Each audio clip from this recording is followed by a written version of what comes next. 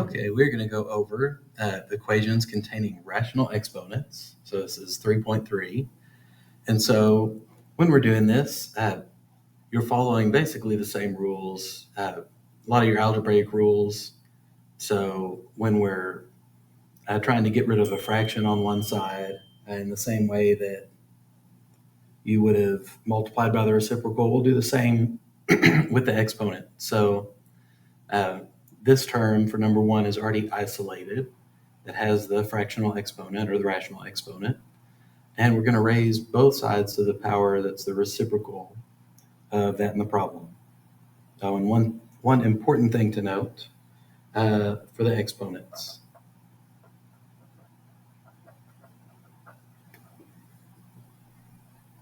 If the top number, the numerator, is even, your answer must be positive and negative. So you got to put the plus minus in front of it if the top number, the numerator, is even. So we'll keep that in mind as we're working through this problem. So I've got x to the 4 over 3 power equals 16. So to figure out what I can raise to the fourth power and take the cubed root of, I'll take x to the 4 over 3 power, and I'm going to raise that to the 3/4 power. And that's going to equal whatever I do to this side, got to do the other side. So that'll equal 16 to the 3/4 power. So when I use my laws of exponents, I multiply 3/4 and 4/3, which cancels out. It gives me 12 over 12. So it just gives me one whole. And then I'll do 16 to the 3/4 power. So easiest way to do that is to take the fourth root of 16. And then once I've done that, we will raise that to the third power. So this involves taking 16 and splitting it up. I know that 16 is 4 times 4, but I can also think of that as multiple groups of 2's. So I can also think of it as 4 2's. So when I've got a group of 4 2's, that means that I've met the requirement of the index there, and those can come outside the house. So x is going to equal 2 to the third power. And I just do 2 times 2 times 2, which would give me 8. So we've solved for x, and like we said, we're going to check exponents. The top number at the start is even, and so that means x is going to have to equal positive or negative 8. And the reason being, if I put a positive 8 in here, well, let's go through and check it. So when we check, we've got to make sure that this actually does solve the problem. So if I put in just a positive 8 to the 4 over 3 power, it should equal 16. So I'll do that as the cubed root of 8. I'll do that to the fourth power. And we should know 8 just splits up into 2 times 2 times 2. Really, we're kind of just working backwards from what we did here. So that makes that 1, 2 that comes outside of the house to the fourth power, which does equal 16. So we know that works. We also know that whenever I do, if I did a negative 8, then that would be negative 2 times negative 2 times negative 2, which would, when I do it to the fourth power, would make it positive. So they both work. And that's why we have to have that positive and negative there, because raising it to an even numbered power is going to cause any negatives that are there to become positive. So x is equal to positive or negative 8.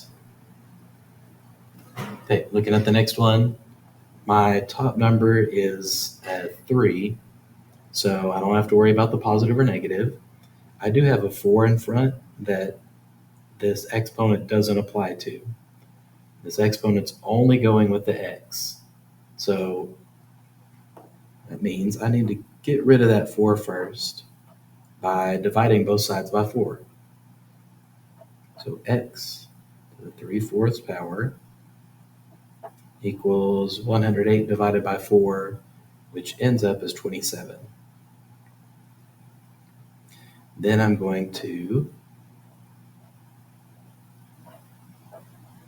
multiply by the reciprocal. So to the 4/3 power equals 27 to the 4/3 power. I'm going to go ahead and write that as 27, the cubed root of that, to the 4th power. So just changing it from the fractional to the radical form. These cancel out to get x to the 1st.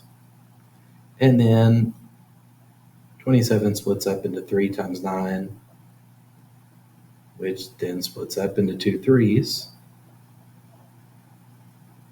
So we have one group of 3s that's able to come out. So x to the 1st equals 3 to the 4th power, which would give me 3 times 3 times 3 times 3. Each set of 2 3s combines together to get 9. So x is going to equal 81. Remember, because that is a odd number on the numerator and the top of the fractional exponent, don't have to worry about the positive and negative, but we still do have to do our check. So I'm going to take 481 to the 3/4 power should equal 108. And so if I take the 4th root of 81, I'm going to cube that and multiply it by 4. Again, we're just working backwards, so 4th root of 81 ends up as 3. And if I do 3 cubed, it's 27. And still working backwards, 27 times 4 does equal 108. So again, that one works out. My x is equal to 81.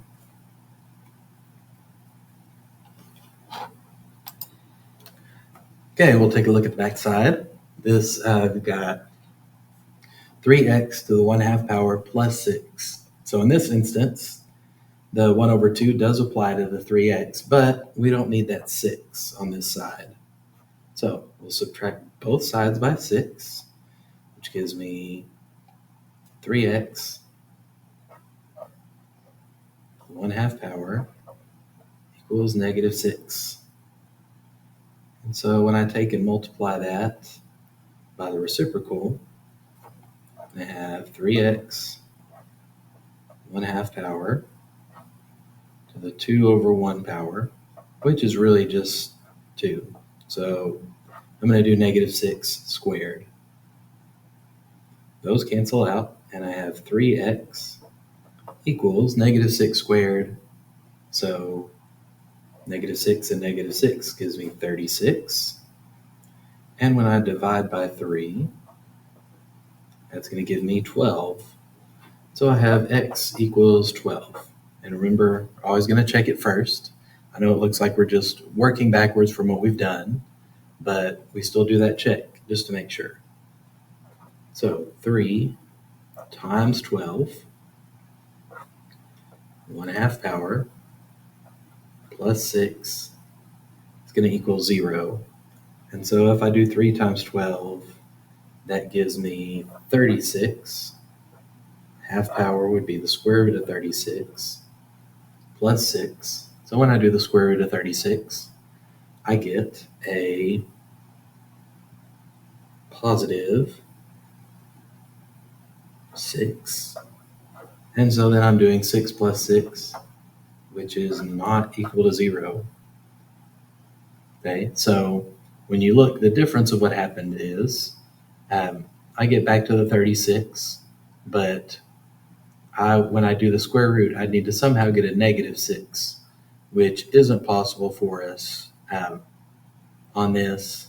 I would have to have two i's show up somewhere, and there's not really any way for me to do that, at least not with our real numbers especially. So what this means is 12 doesn't work. If I were to put in negative 12, I'd get negative 36 in here, and then when I took the square root of that, it would be 6i, which still doesn't give me a 0. So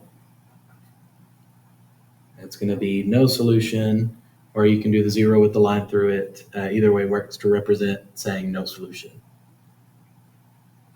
Okay, we'll do one last one here. So working through it, I have this plus 1 and this multiplied by negative 3 here that are not a part of my exponent. So I'm going to get rid of those. Gives me negative 24. 2x minus 1, 3 over 2 power, times negative 3. So dividing everything by negative 3 cancels those out, and this equals a positive 8.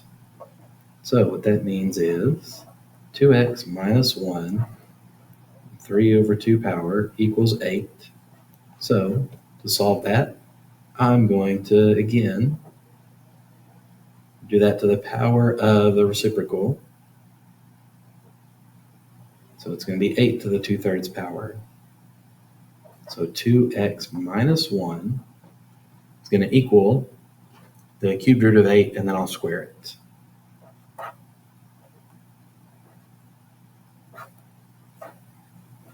The cubed root of 8 squared. Again, 8 I know splits up into 2 times 2 times 2. So that gives me one group of 2's that would be squared. So 2 squared equals 2x minus 1. So giving me 2 squared would be 4. So I'd have 2x minus 1 equals 4. Let's add 1 to both sides to get 5 equals 2x. And then when I divide both sides by 2, it's going to give me x equals 5 over 2. So we have our answer. Let's check. Exponent is odd, so I'm not worrying about positive or negative. And we're going to do a quick check. So negative 3 times 2 times 5 over 2 minus 1 to the 3 over 2 power plus 1. And that's going to need to equal 23. So we'll see how it does. When I multiply this, I get 5. So 2 times 5 over 2 just gives me 5. Minus 1 is going to be 4. So a couple of steps there.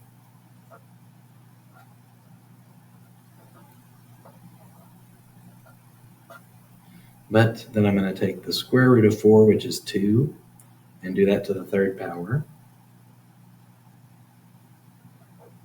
So 2 to the 3rd power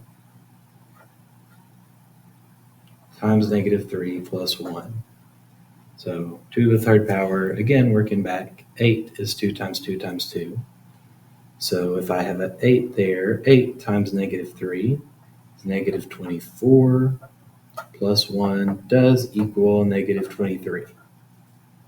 So that works out. My answer will be x equals just 5 over 2. Okay, and then the last one will work out in the same way. Subtract 11 from both sides gives me 16 equals x to the 2/3 power to the 3 over 2, 16 to the 3 over 2 power.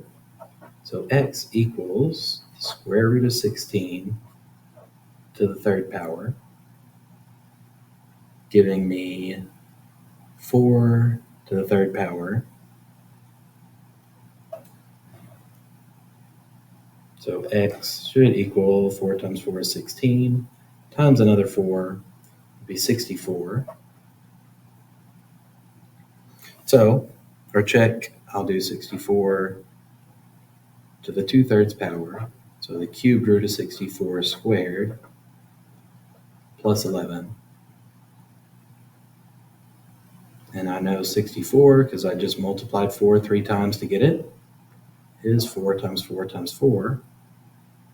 And so I'd have a 4 squared, which is 16, and add 11 to that. When I do that, it does equal 27.